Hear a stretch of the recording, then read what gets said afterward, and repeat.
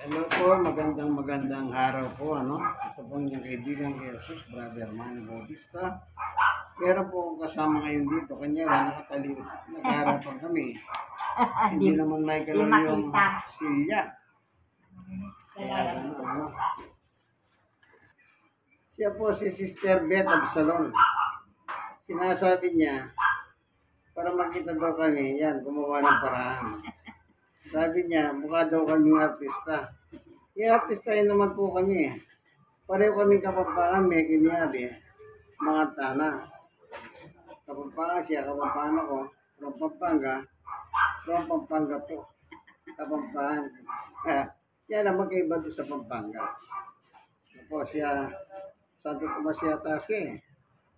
Kaya ako, Mexico naman ang aking matatanda ko. At doon naman ako nag-aaral sa Makabebe. Na ngayon ay nilulubog na ba ang Makabebe. Nakawawa naman yung kababayan natin doon. Kaya po ko narito, hindi mo pang makipag-chismisa sa kanya. O marites. Narito ako, may dala akong Bible para mag-Bible study po kami. No, kasi paminsan-minsan na lang kami, ilang buwan na kami hindi nagkikita nito. Kaya ngayon nagkita kami muli. Pareho po kaming stroke. Meron po kaming karamdaman stroke. Siya, magtatatlong taon daw sabi niya. Ako po, 6 na taon na ako. Ang stroke po, ang tawag ayon sa medical, stroke nose ang tinatawag sa akin. Kanya lang yung stroke nose, wala pong definite meaning. Walang definite meaning. Hindi po kagaya ng mga ibang stroke. Halimbawa, kung ano man yung stroke mo, may makakahulugan sila. Ano ba pangalan ng stroke mo? Ischemic. O, yun, ischemic. Meron kahulugan yan, ischemic. Merong hemo. O, yan, hemo pa. Pero yung kagaya ko, wala pong kahulugan yun. Ang nakalagay doon sa laboratory ko, need another, kumbaga kukuha ng another opinion ng ibang doktor. Yun po ang nakalagay doon. Yung sa meta yun ha. Pero doon sa mismo medical record ko, wala na nakalagay. Ngayon, kami po ay magba-Bible study. Pero bago tayo papalawak sa Bible, tayo muna ay mananalangin upang hingin ng Diyos yung kanyang patnubay upang siyang gumabay sapagkat ang salita ng Diyos ay maigpit po yan. Hindi po biro-biro yan. Hindi tayo nakikipagbiruan. Ika nga, magbiro ka na sa tao, huwag kang magbiro sa Diyos. Pag sa Diyos ka magbiro, meron kang kalalagyan. Opo. Ang sabi sa Biblia, okay, pray tayo. Salamat, Panginoon Diyos. Samahan mo kami ng aming pagbubulay ng iyong salita. Buksan ang puso ng bawat isa, gayon din ang mga damdamin namin upang aming maunawaan ang iyong salita upang pagkinabangan namin ang iyong turo at aral. Sa ngalan ni Jesus, Amen. Dito po sa libro ng Isaiah, chapter 7, verse 14, meron nakalagay dito. Dahil dito si Yahweh mismo ang magbibigay sa inyo ng palatandaan. Ito yung palatandaan. Maglili ang isang dalaga, magsisilang ng isang sanggol, at tatawagin sa pangalang Emmanuel. Yan, magsisilang yung dalaga. Ibig sabihin, dalaga, as in virgin. Pero yung kanyang pagbubuntis, iba sa pagbubuntis ng tao ngayon. Yung ngayon, kailangan yung mag-asawa, sila'y mag-honeymoon, doon pa lang mabubuntis yung babae. Pero yung tinutukoy ni Isaiah dito, ito po walang iba kundi si Santa Maria. Pero si Santa Maria po, nabuntis siya. Wala naman pong gumalaw na lalaki sa kanya. Ito po nakalagay, babasahin natin. Dito po sa Mateo, ito po para hindi po kayo malito. Kaya nga may kasaysayan yan, pagbubuntis ni Maria. Madadaanan natin yan para maintindihan po ninyo. Makinig lang kayo. Dito po sa chapter 1 ng Mateo, ito nakalagay. verse 18. Ito ang naganap nang ipinanganak si Yesu Kristo, si Maria na kanyang ina, at si Jose ay nakatakda ng magpakasal. Ngunit bago sila makasal, nagdadalang tao na si Maria sa pamamagitan ng kapangyarihan ng Espiritu Santo. Nagdadalang tao na po siya. Ang tanging nakakaalam po dyan, si Maria, si Jose. Sila lang ang nagkakaalaman. Pero merong pangyayari dito kung bakit meron pa siya si Jose. Tignan natin, ano? Sunod, 19. Subalit dahil isang matuwid na tao si Jose, na kanyang mapapangasawa, di pa asawa, kumbaga girlfriend, boyfriend pa lang,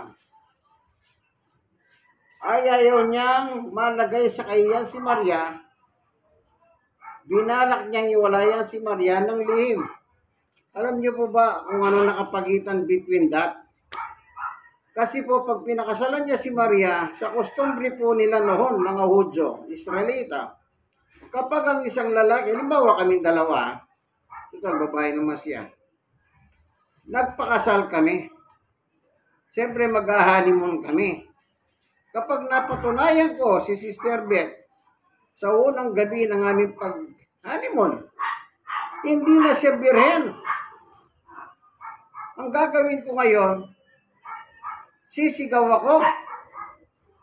Nasasabihin ko, ang asawa ko, disgrasyada na.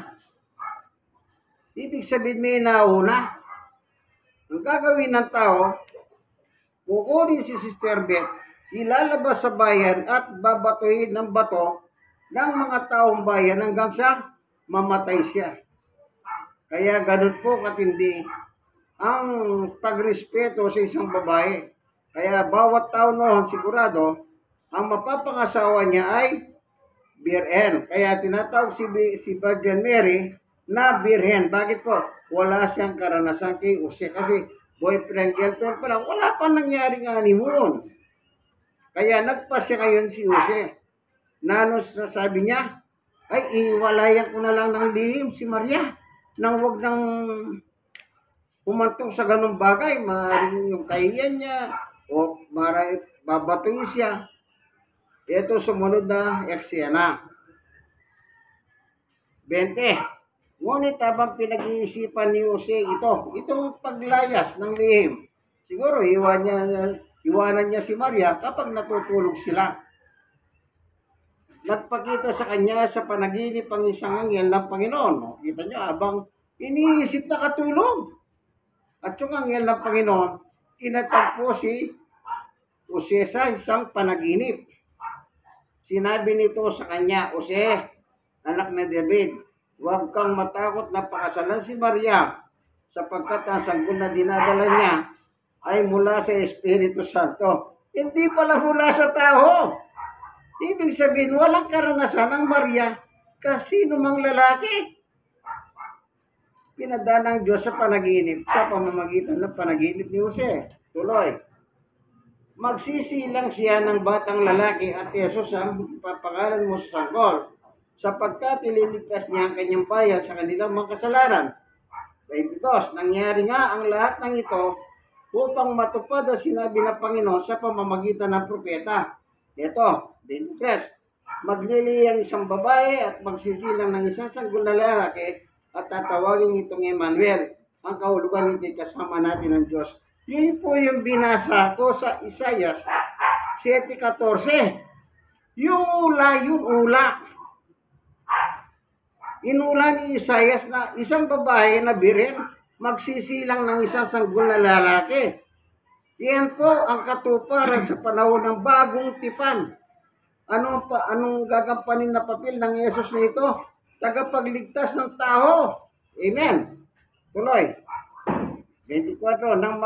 Nang magising si Jose, yun, natapos na yung panaginip niya. Nagising na. Sinunod niya ang utos ng anghel ng Panginoon at pinakasalan niya si Maria. Video ko. Ang tanong, pinakialaman ba ni Jose si Maria? Kasal ni. Alam niyo, sa kultura ng Pilipino, Hindi pa nga kasal, pinakikalaman na eh. Lalo na kung nakasal na yan. Mas meron ng karapatan si lalaki na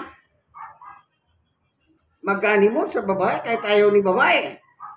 Kasi pag nagsumbong si lalaki sa biyenan niya, yung anak niyo po, masyadong paghipot.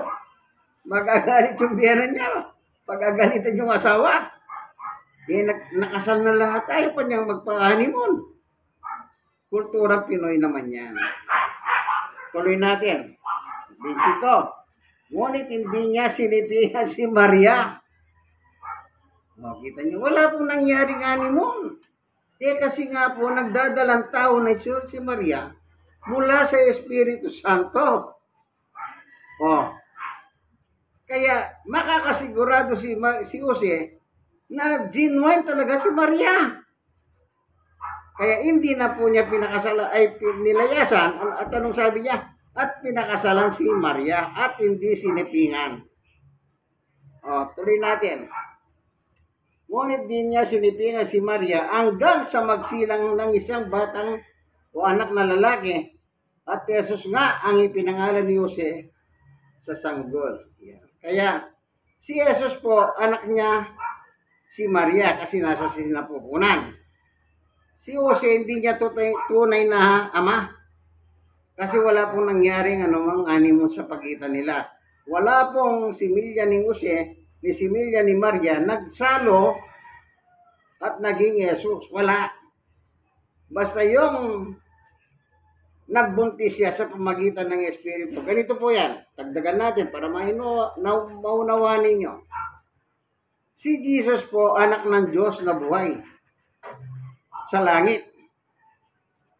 Anak siya ng Diyos. Tagalangit siya, kasama ang Diyos. Ngayon, basahin ko itong Hebreo. Dagdag niyo po ito sa inyong kahalaman. Ito, nakalagay. Chapter 10. Anong nakalagay dito sa Hebreo? Ito, 5:6. Dahil diyan ng si Kristo na parito sa daigdig, sinabi niya sa Diyos, itong aksyanang ito, sa langit po yan. Wala pa sa lupa si Jesus, hindi pa pinanganganak ng Maria. Ito, dahil diyan na si Kristo ay naparito. Ito sa ipaparito pa lang. Sa daigdig, sinabi niya sa Diyos, ang mga pangalay, pati mga handog at mga hayop na andang sunugin, hindi mo ibig sa dambana dalhin. Hindi mo kinalugdan ng mga handog na sinusurog at ang handog upang pawiin ng kasalanan. Ito na. Kaya tinianda mo ang aking katawan upang maging handog. Si Jesus po walang katawan na kagaya natin. Kasi anak siya ng Diyos. Ang Diyos ay Espiritu. Naturalmente, si Jesus po ay Espiritu Santo. Espiritu po siya. Kaya yung pagbubuntis ni Maria, nagmula sa Espiritu Santo. So, pinaglahanan siya ng Diyos ng isang katawan kagaya natin.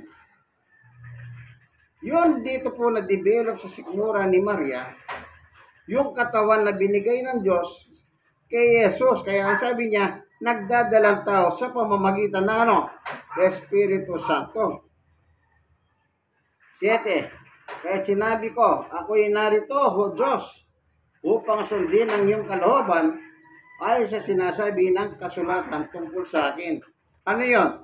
Dito po magaganap yung pagliligtas ni Jesus. Bakit siya magliligtas? Lahat po kasi tayo, taong makasalanan. Wala pong pwedeng magsabi, yang mayaman, yang mahirap. Hindi niyo po pwedeng sabihin sa harapan ng Diyos, Diyos ko, wala naman akong kasalanan. Lahat po tayong mga tao nilalang ng Diyos, nagkasala tayo, nang tayo po ay mabiktima ni Satanas. Nang sumauso po si Satanas sa buhay ni Eva at Adan.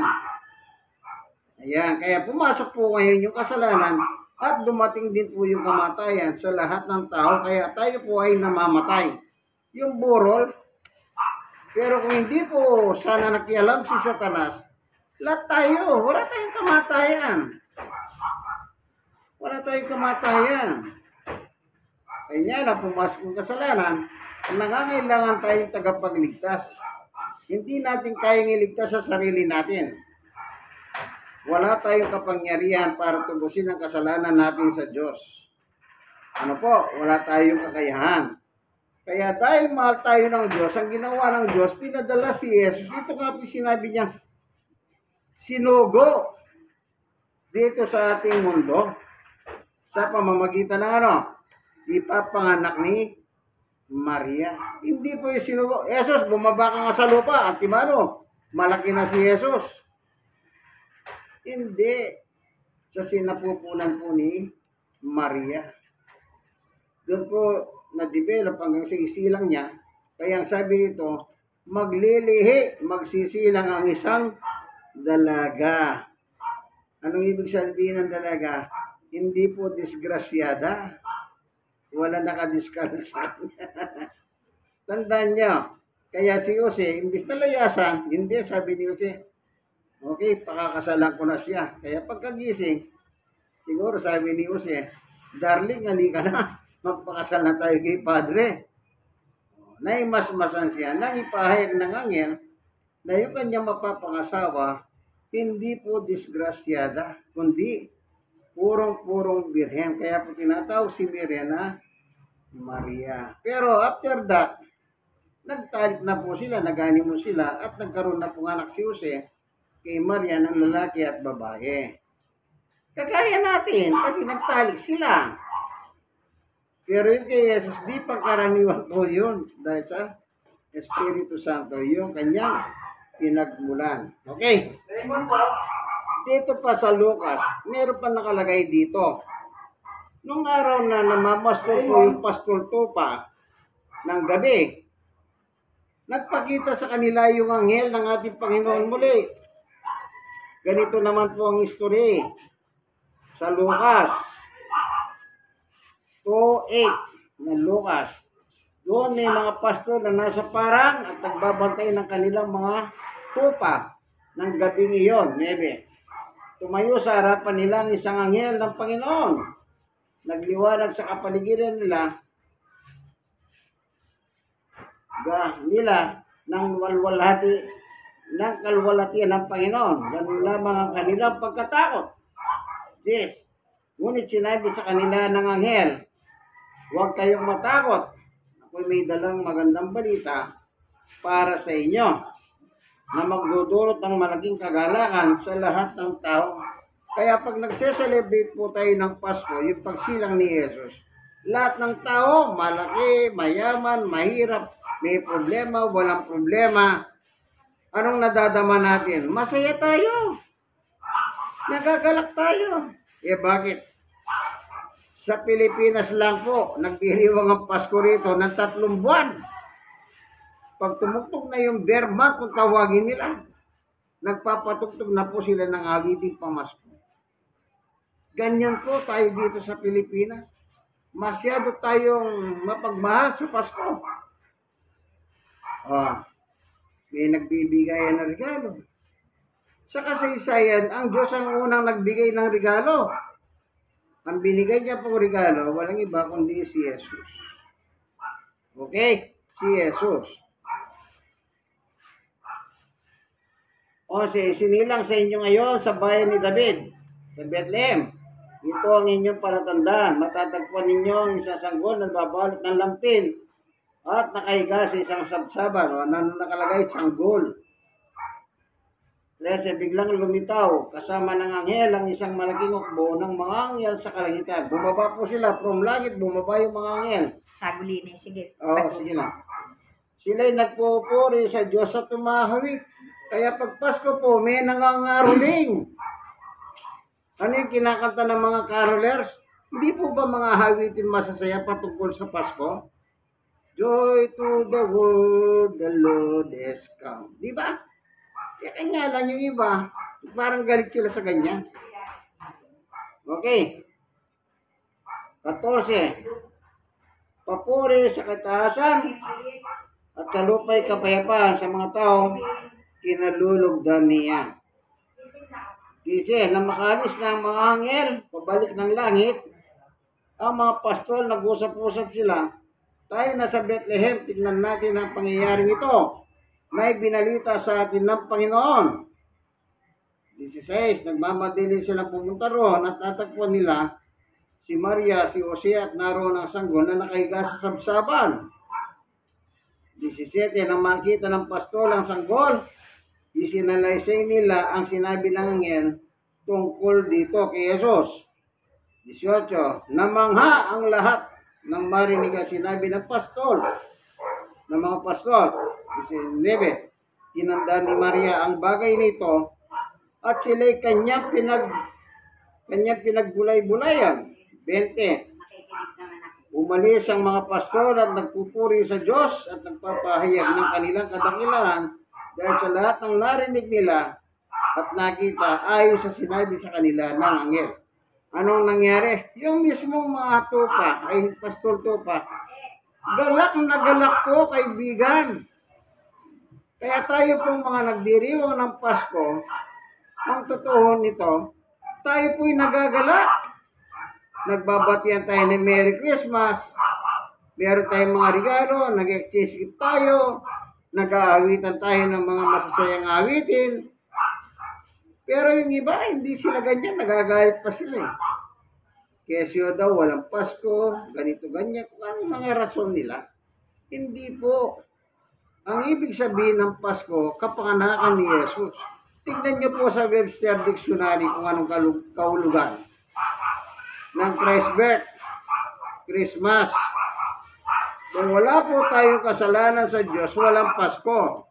Kaya may Pasko kasi po nagkasala tayong lahat sa Diyos. At dahil nagkasala tayo sa Diyos, kailangan natin ang isang tagapagligtas. Sino po yung tagapagligtas? The one and only Jesus Christ. Narinig yung binasa sa ano sabi ng mga anghel ng Panginoon. Ililigtas ang kanyang bayan, kaibigan. Magliligtas po si Jesus ng mga tao. Kaya, napakasarap pong gunitahin ng Pasko. Ang dalhin nito ay kaligtasan. Panghuli. Kaligtasan. Sa 1:3:17, ito po ang panghuli natin babasahin. Ang sabi, isinugo ng Diyos ang kanyang anak si Jesus, hindi upang hatulan ng parusa ang tao sa sanlibutan, kundi upang iligtas ito sa pamamagitan niya. Maliwanag ang sabi ni Juan, tagapagligtas po si Jesus. Sinong iniligtas niya? Tayong mga tao po, tayong makasalanan. Hindi po natin kayang tubusin ang kasalanan natin sa Diyos. Kaya nga po, pinadala si Jesus upang siya po magdusa, mamatay sa krus ng Kalbaryo. Kaya yung Pasko po ng Christmas, kadugtong yung mahal na araw. Hindi po pwedeng pag-iwalayin niya. Sinilang, lumaki, nangaral, at the age of 30, isinakdal. Ano yan? Mahal na araw. Kaya magkasama po yan. Kaya tawag nila sa mahal na araw, muling pagkabuhay. Amen? Amen. Salamat, Panginoon Diyos, na pinaliwanag mo po sa amin, nilinaw mo sa amin, ng pagsilang ni Jesus, napakahalagang bagay sa aming mga tao. Bagamat mayroong mga tao na hindi naniniwala sa ganitong kasaysayan, hindi naman po natin sila pinakikialaman, pero sa mga kagaya natin na mga naniniwala, di pagdiwang natin si Kristo. Kung tayo nga po, nagdiriwang tayo di pagdiwang na lang natin yung tagapagligtas. Kaya sabi naman ng iba, wala daw December 25 sa Biblia. Assuming, wala. Pero may pangyayari. Ano yung event? Mayroong isang Jesus na pinadala ng Diyos upang iligtas pong lahat ng mga tao, lahat ng tao, pati yung hindi naniniwala sa Pasko, kasama po sa piniligtas ni Jesus. Ano man ang reliyon mo, kaibigan, wala tayong pakialam sa reliyon. sapagkat ang reliyon hindi magdadala sa iyo sa kaligtasan.